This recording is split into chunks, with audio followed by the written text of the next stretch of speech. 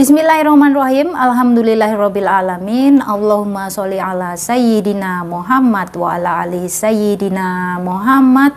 Assalamualaikum warahmatullahi wabarakatuh.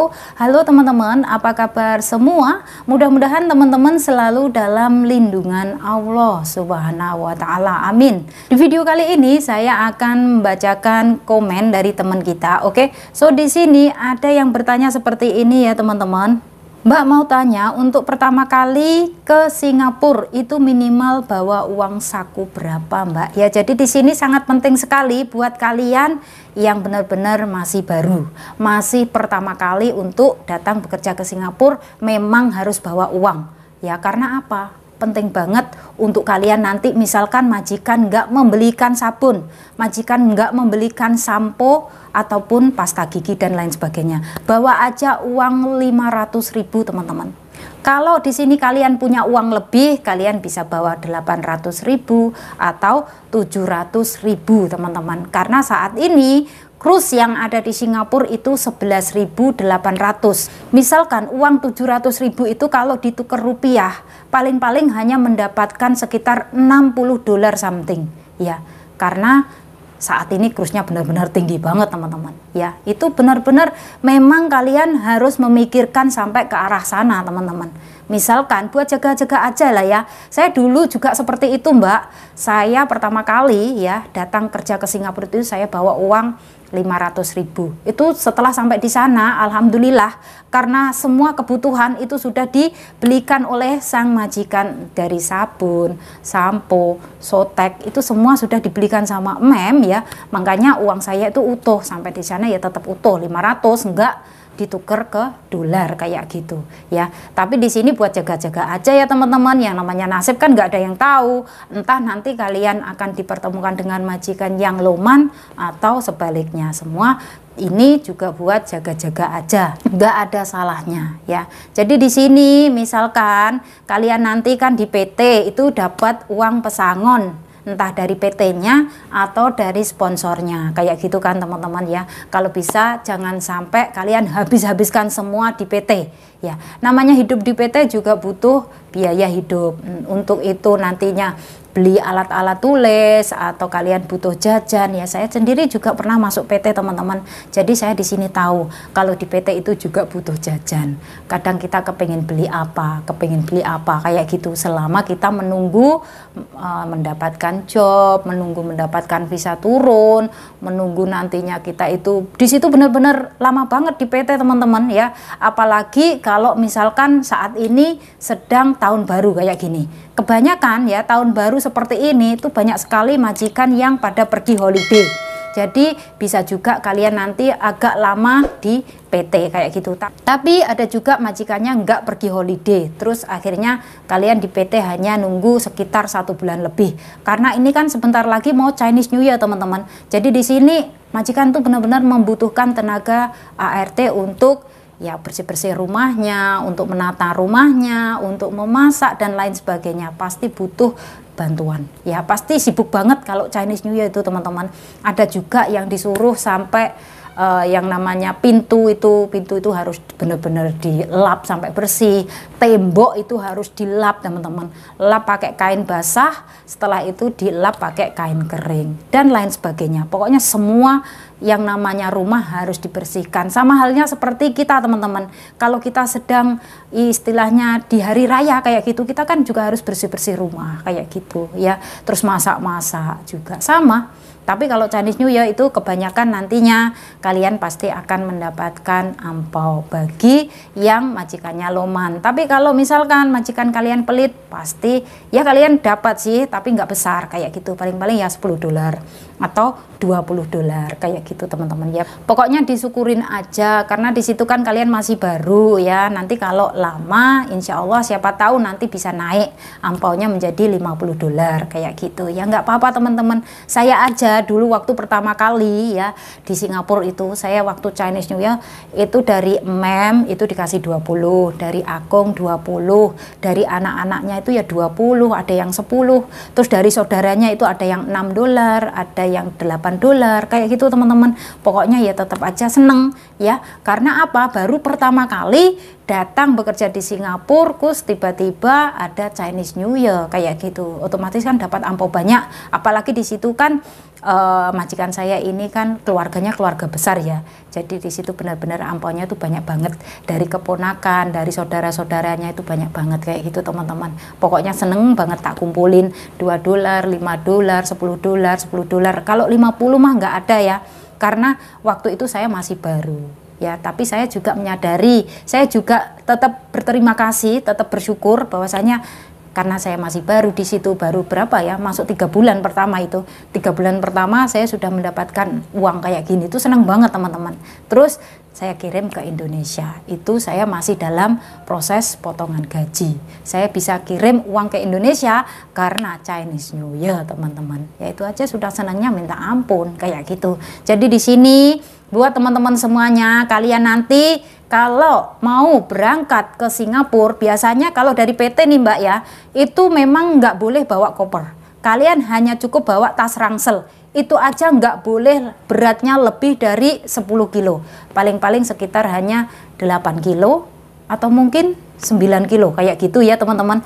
Di sini yang paling penting ya, kalian nanti kalau mau berangkat ke Singapura, yang paling penting tuh kalian bawa nanti baju untuk bekerja ya, baju untuk jalan-jalan keluar, misalkan kalian dibawa jalan-jalan oleh majikan. Terus kalian juga bawa yang namanya obat teman-teman. Obat itu nggak usah banyak-banyak, misalkan kalian yang sudah terbiasa minum obat puyer 19 itu bisa dibawa ya. Terus soal pasta gigi nggak boleh teman-teman, pasti itu nanti akan disita di bandara. Nggak boleh ya bawa pasta gigi. Kalau sikatnya itu boleh, sikat gigi boleh, tapi kalau pasta giginya nggak boleh. Bawa sampo juga nggak boleh teman-teman, sampo nggak boleh ya. Hand body juga nggak boleh, hand body. Oke, tapi kalau bedak padat itu boleh, lipstick boleh ya. Pokoknya jangan sampai yang cairan kayak gitu nggak boleh ya. Kalau Mbak saya bawa minyak kayu putih yang ukuran kecil boleh teman-teman ya, boleh, itu minyak kayu putih yang ukuran kecil boleh, tapi jangan sampai melebihi dari 100 ml, itu bakalan disita di bandara. Sayang banget. Kemarin ya waktu saya pulang dari cuti teman-teman ya, saya tuh suka banget sama hand body Marina. Saya bawa yang paling besar itu, ukuran berapa ml itu, 200 atau berapa itu ya. Nggak tahu, ternyata di bandara Surabaya sana itu disita, nggak boleh dibawa kayak gitu.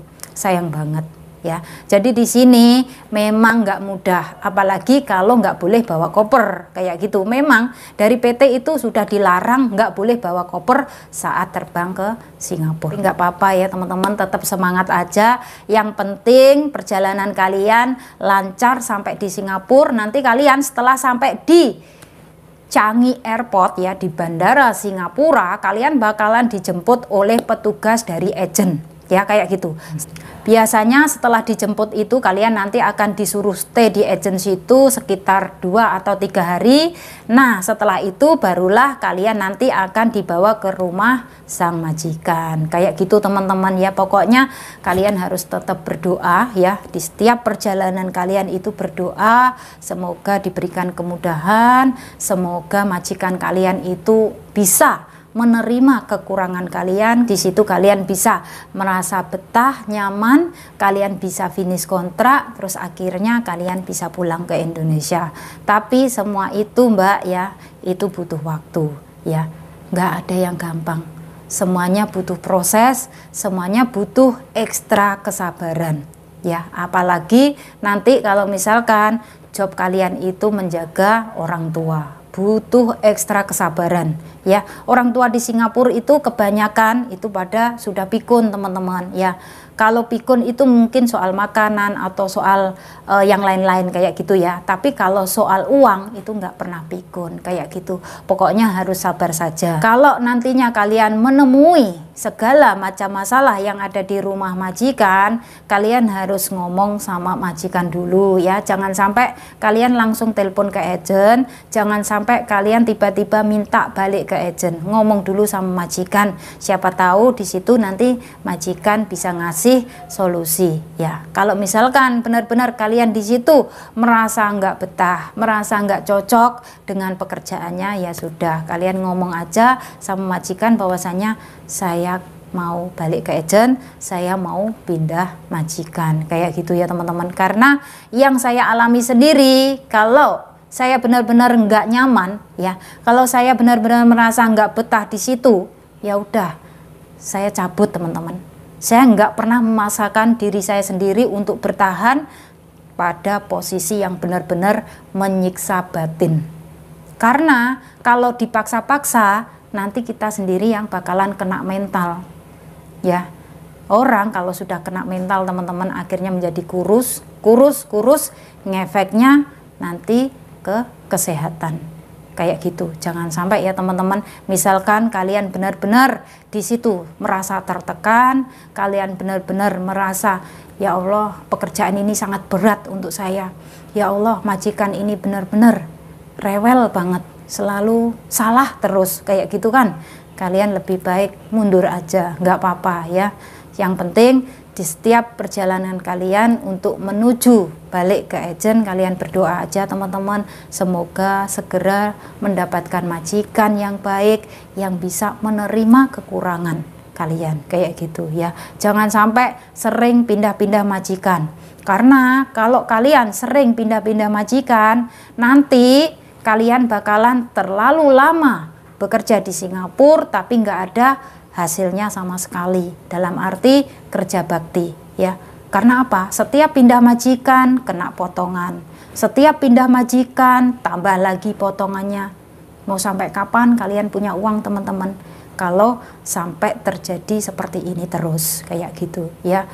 Ya memang seperti itu prosesnya Mbak ya. Saya sendiri juga merasakan hal yang sama. Saya pernah berada di posisi yang pahit ya. Saya itu disuruh untuk ngepel ya, itu berangkang teman-teman, berangkang pagi siang malam, ngepelnya berangkang kayak gitu ya. Padahal rumahnya kecil tapi ngepelnya harus berangkang, nggak boleh bawa stick, itu nggak boleh bawa tongkat, itu nggak boleh. Ya Allah, saya di situ hanya bertahan 4 bulan.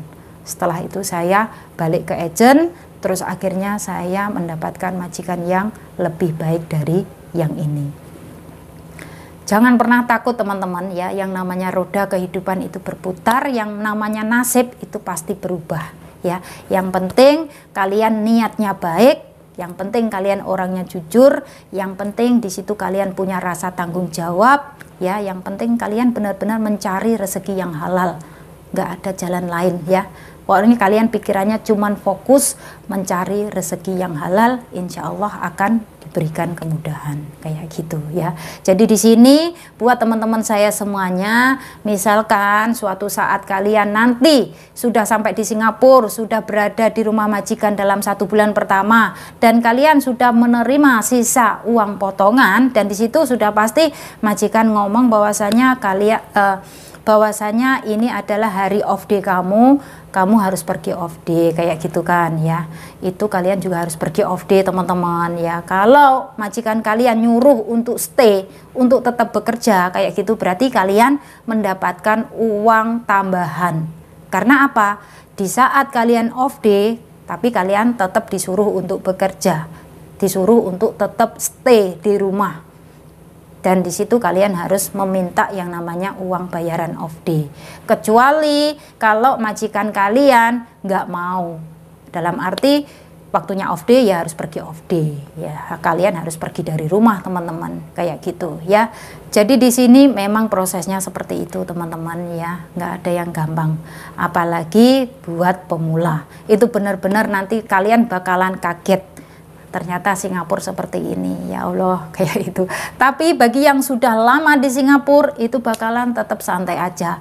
Memang majikanku seperti itu, memang majikanku seperti itu. Yang penting gaji lancar, yang penting aku mah nggak mikir, I don't care lah, bla bla bla. Itu bagi yang sudah senior ya. Kalian yang masih pemula harus benar-benar mau belajar dan belajar. Kalian harus mau sabar dan sabar ya. Sabar buat kalian yang nantinya mau bersabar dan kalian mau telaten, insya Allah kalian bakalan menjadi orang yang sukses. Oke teman-teman, buat kalian semua yang ingin bertanya entah tentang soal apapun itu, tinggalkan komen kalian di bawah.